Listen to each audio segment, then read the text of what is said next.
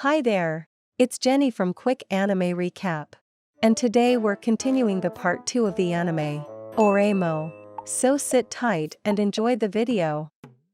The anime continues with Ayase surprised to see Karino outside of the Comiket venue, as she expects her to be busy with club activities at school.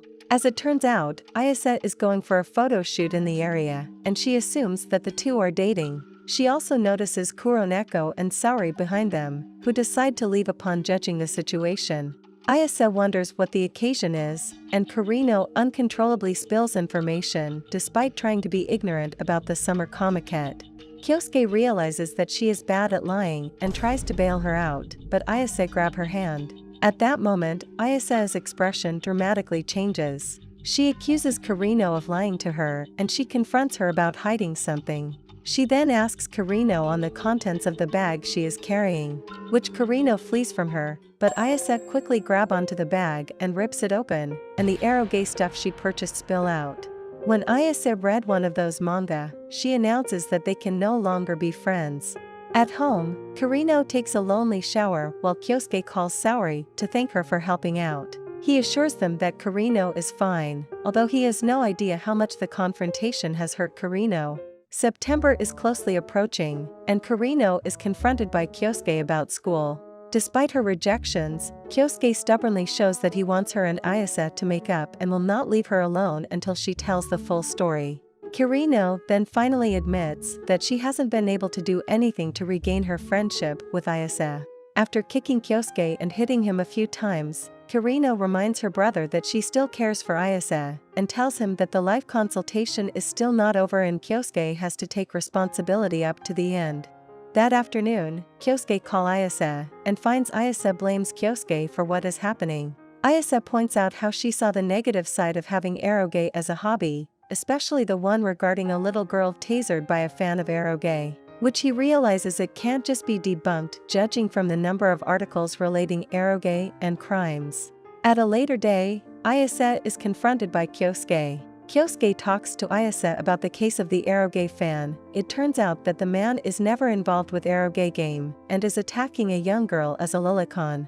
With Kyosuke's father to help him gather evidence, he gives Ayase a small folder which has the information left out by the news. In the end, Ayase decides to take back her opinion regarding otakus, but still keeps her point on Karino's hobby being disgusting. Karino then appears out of nowhere, approaching Ayase and telling her that she likes her hobby, and it will never affect how she treats her friends. Despite this, Ayase remains strong regarding her hate for indecent manga, and it confuses her to tears. Kyosuke then makes up that all of the indecent manga are his, because he loves his little sister. And it worked, making Ayase stands up to Karino, and she threatens Kyosuke to not touch her before running off with Karino.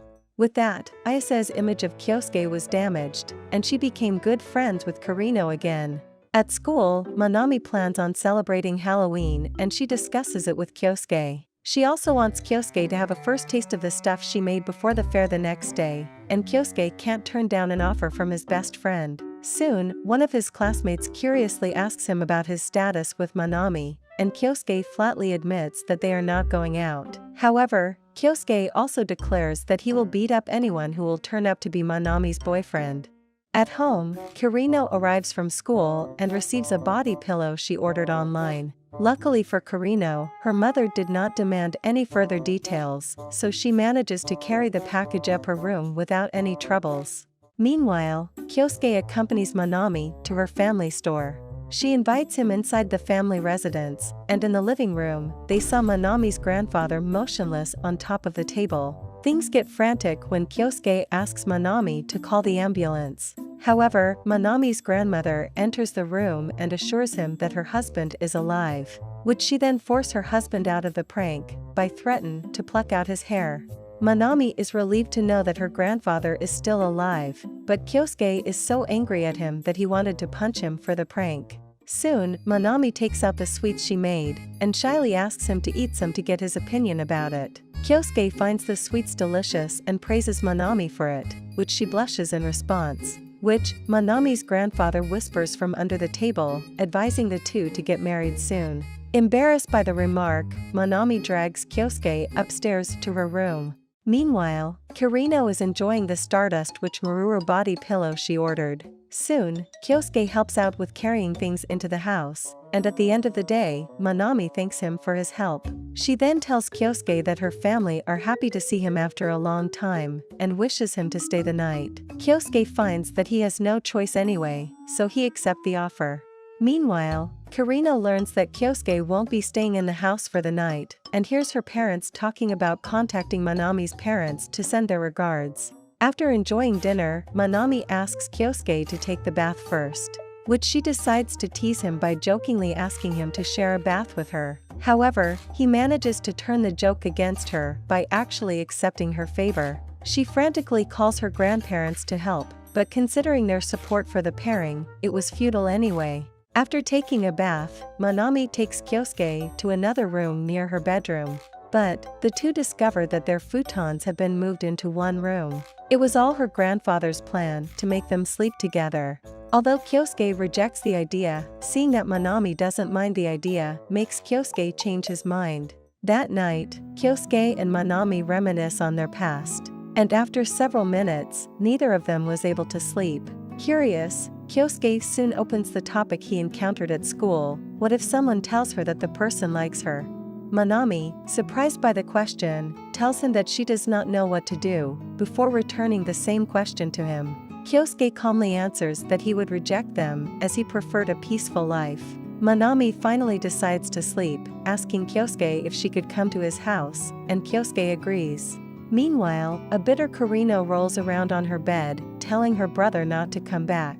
The next day, Kyosuke arrives home, only to find no one inside. Upon opening the lights, he is shocked to find out that Kuroneko is sitting on the couch. She later explains that Saori proposes they watch each other's favorite anime, so that both of them can give their unique commentary on it. And Kirino agrees to the proposal, suggesting that they watch it together at her house. After preparing a short snack for Kuroneko, Kyosuke decides to delve into the conflict between them. According to Kuroneko, a novel is partly responsible for their fight, and described it as so bad that she wants to kill her because of it. What angered her the most is the character modeled after her is violated and killed. Appalled by how she was treated in the story, Kyosuke decides to cheer her up by praising her critic of Kirino's novel. He then checks up on Kirino, and discovers that she is busy playing eroge alone, which he is shocked that she has the time to play eroge while having a visitor.